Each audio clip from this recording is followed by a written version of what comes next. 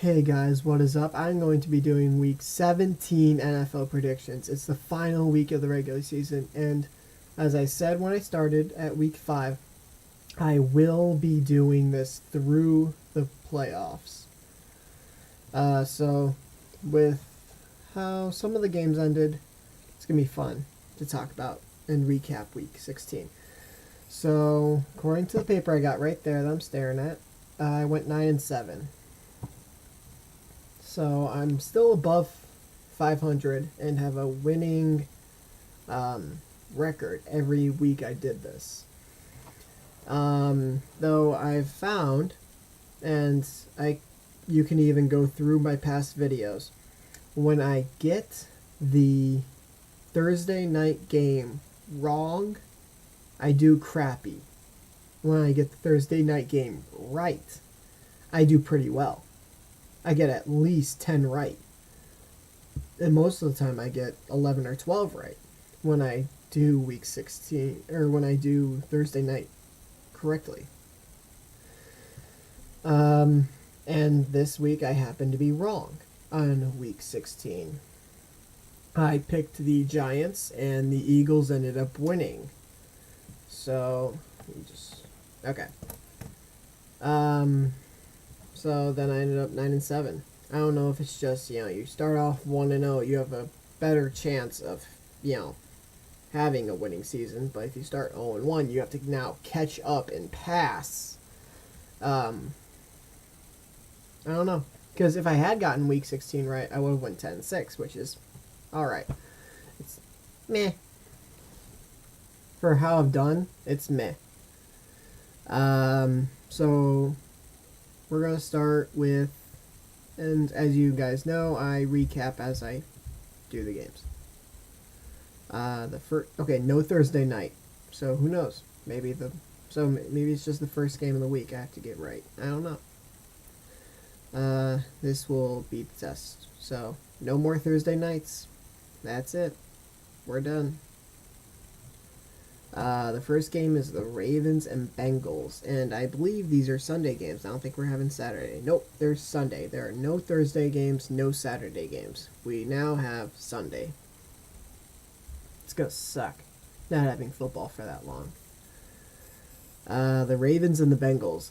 Both of these teams are in my division, but neither one of them will be in the playoffs. They've both been eliminated. The Bengals were eliminated when the Steelers beat them, but also because of the Ravens beat the Eagles that week. And the Ravens, they were eliminated when they lost to the Steelers on Christmas. That was great. I'm going to talk about that when I go over the Steelers game for this week. Texans and Titans. The Titans lost to the Jags. So who knows? Maybe it was just the coach. They get Gus Bradley the hell out of there. Doug Marrone comes in and saves the day. Maybe. Or maybe it was just a bad game for the Titans. Also, they're not in the playoffs anymore. And Marcus Mariota is out for the season because he broke his fibula. It's his fibula or tibula. One of those. Actually, a few players did that. Him, Derek Carr, and Tyler Lockett all had that pretty much same injury. And I'm not a doctor or anything, so I'm going to say it's the same, but if it's not, oops.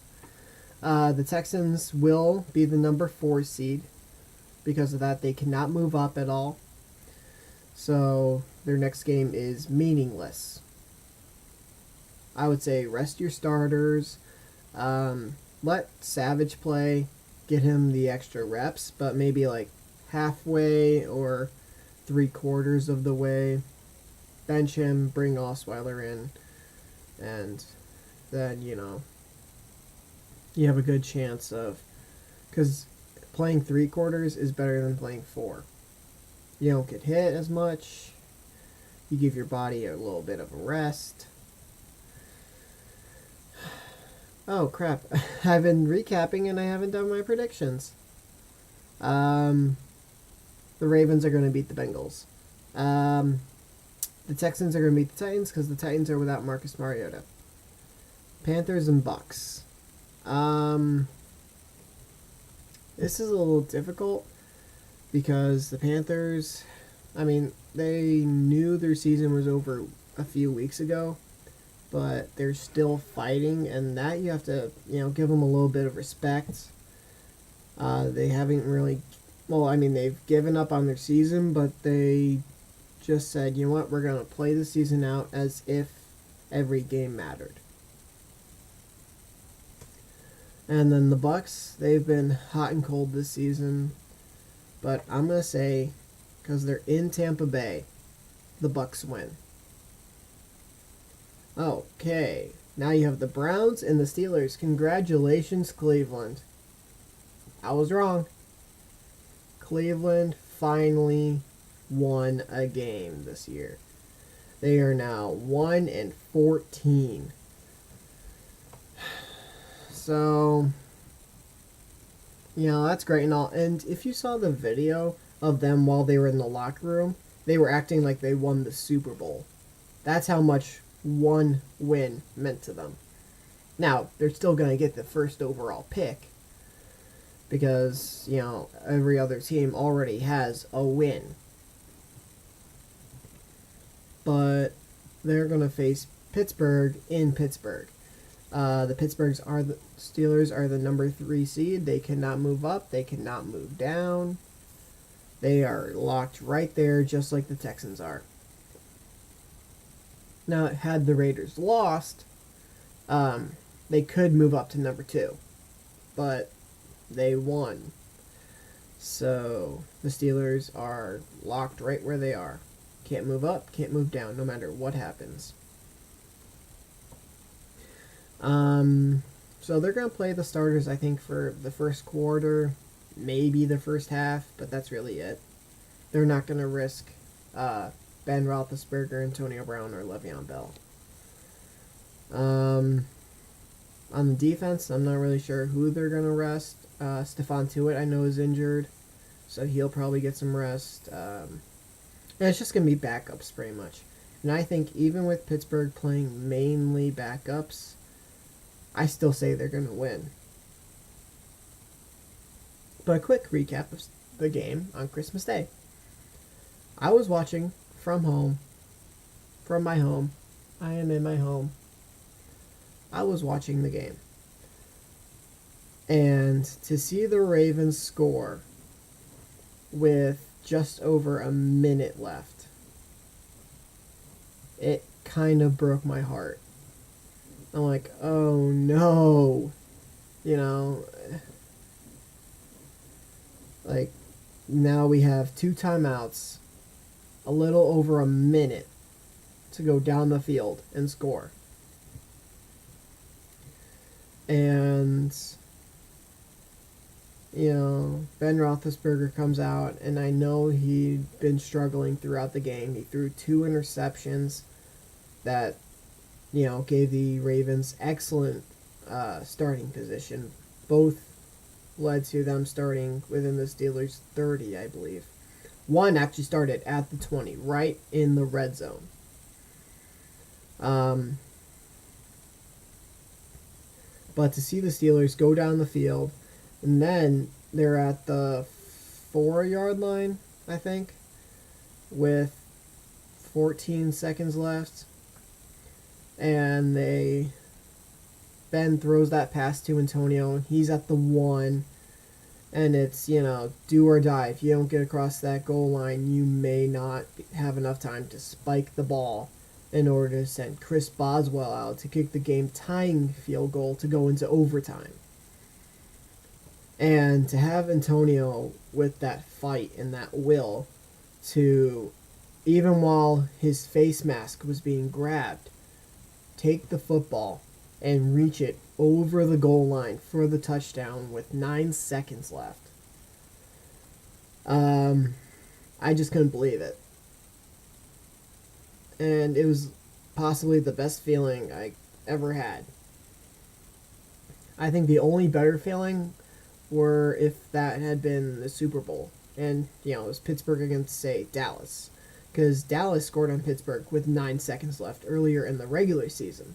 So if they were to do that in the Super Bowl against the Cowboys, it'd just be, so, like, the feeling would just be amazing to get a little bit of a revenge. So yeah, Steelers are going to win that. Sorry about going along with that, because, I mean, my heart was pounding.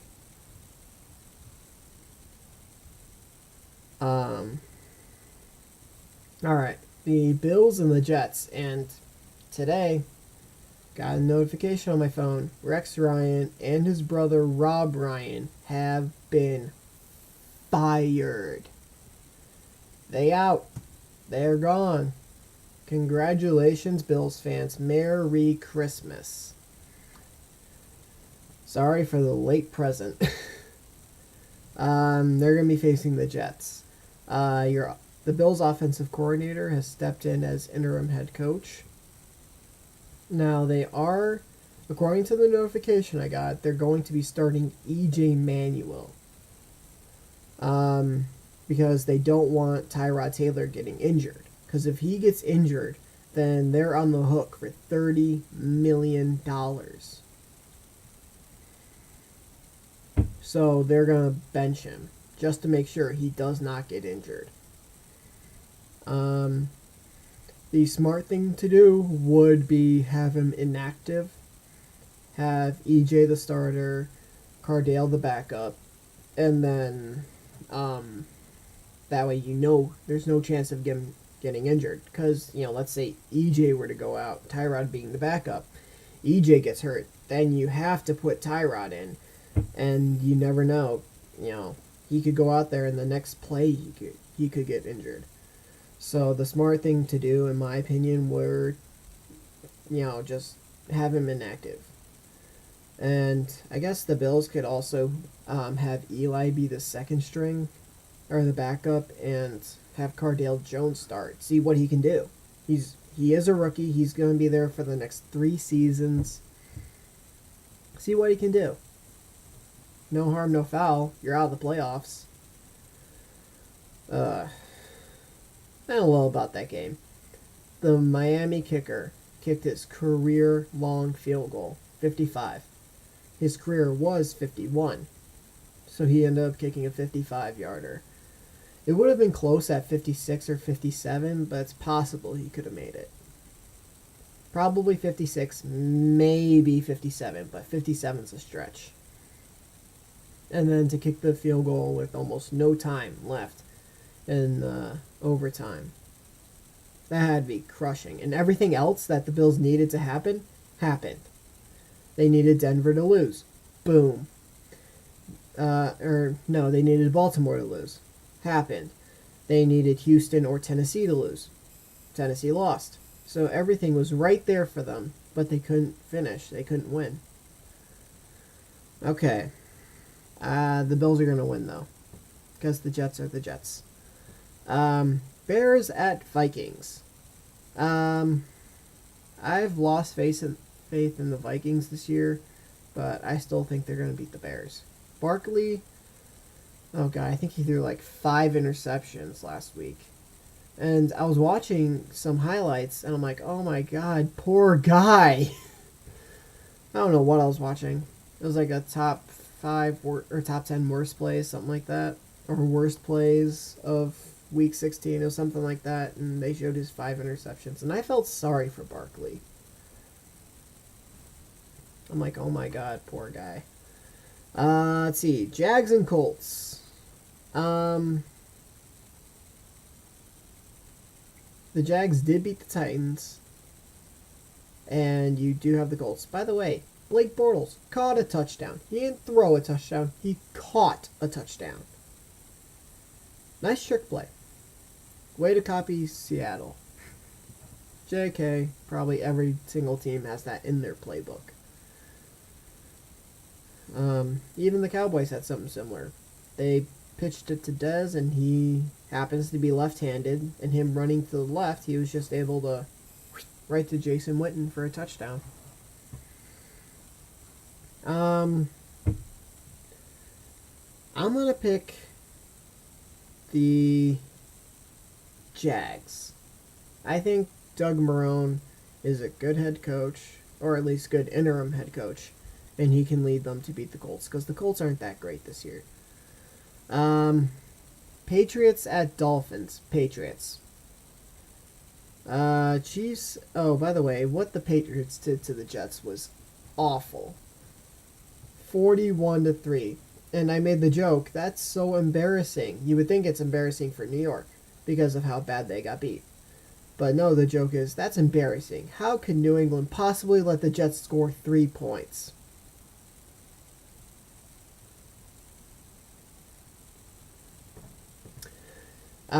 Chiefs at Chargers. I'm going to say the Chiefs. And let's see. The Dolphins lose. They're going to be locked in as the number 6 seed. Because right now, the 6 teams, seeds 1 through 6 are in order. The Patriots, the Raiders, the Steelers, the Texans, the Chiefs, and the Dolphins. And no one can get in. That's it. Those are the 6 teams that are going to represent the AFC in the playoffs. But the order can change, except for the Steelers and Texans.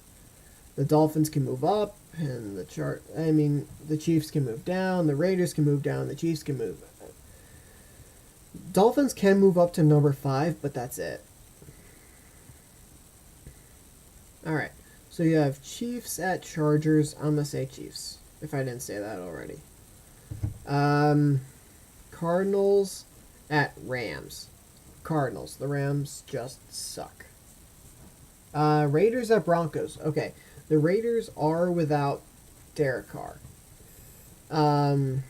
That's possibly the worst time it could have happened. His recovery is 6 to 8 weeks. I read on a notification, and I did the math. 6 weeks, exact. Week 17, wild card, division, conference, Pro Bowl, Super Bowl. If he's lucky and it's 6 weeks, he will come back for the Super Bowl. That's if the Raiders make it to the Super Bowl without him. And I don't know, because he was a huge reason why they succeeded so much this year. But the Broncos, interesting.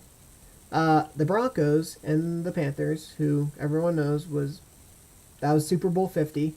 Broncos win. Both teams in the Super Bowl last year will not be in the playoffs this year. Broncos were just eliminated this past week. I'm going to say Raiders win, even without Derek Carr. I have faith in them.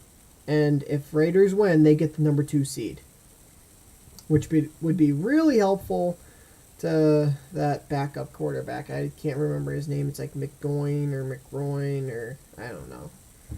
But that would be very helpful to him if he could have that extra week, have a little more chemistry with his receivers, let the Raiders get a little healthy. That would be a huge boost to the Raiders. Plus, I would much rather go to Oakland to face the Raiders if Pittsburgh were to win in the wild card. I would much rather go to Oakland than go to Kansas City. I'd much rather do that. The Raiders without Carr, I'd much rather face them. The Raiders with Carr, toss-up. But the Raiders without Carr, I would take the Raiders to go face. Okay, Giants and Redskins. The Giants lost, so that means Dallas got the number 1 seed and the first round bye. They get the division, they get the first round bye, they get the number 1 seed. So their last 2 games of the season are meaningless. Now, they ended up winning against the Lions. So, you could have said, you know what? Week 16, we're not going to play our starters. Week 17, we're not going to play our starters. Then you have the wild card rounds, which you're not going to play in because you have the first round bye. And then you don't play for another 4 weeks.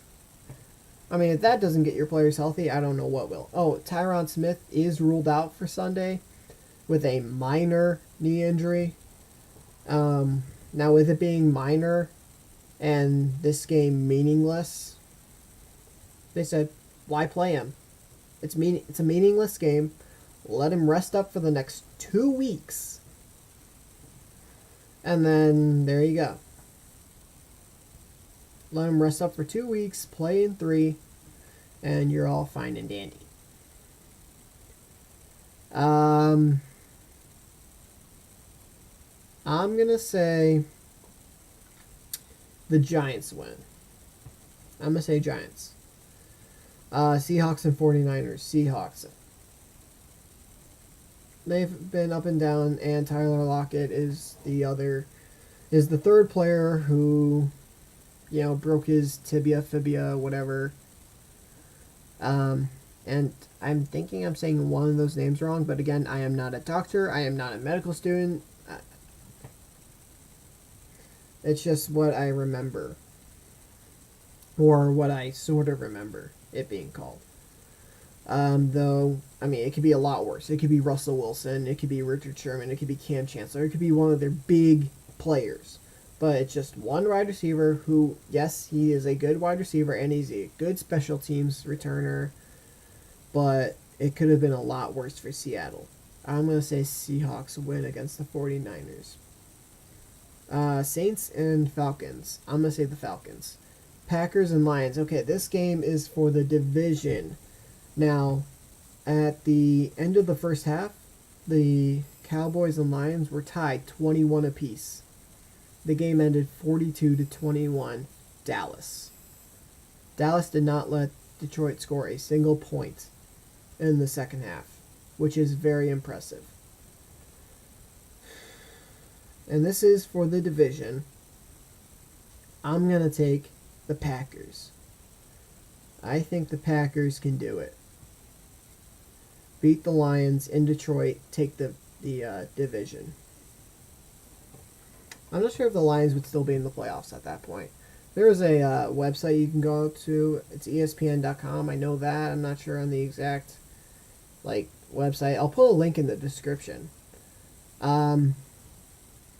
But it shows you if this happened, what would be the playoff scenario.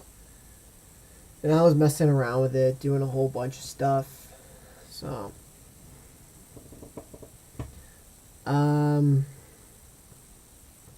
that's it.